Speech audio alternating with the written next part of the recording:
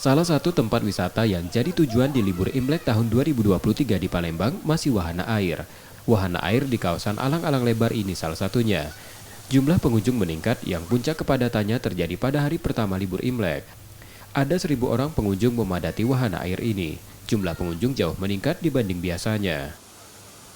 Di angka seribuan kita kemarin. Ribuan. Family semua datang. Kalau untuk event sendiri apa? Event memang di Imlek ini kita nggak ada. Puncaknya di tanggal 22 Januari 2023 kemarin kan.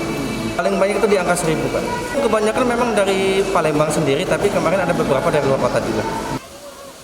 Meski pengunjung meningkat, pengelola wahana tetap memberlakukan pembatasan sebanyak 50% dari total kapasitasnya. Nur Muhammad, Kompas TV, Palembang, Sumatera Selatan.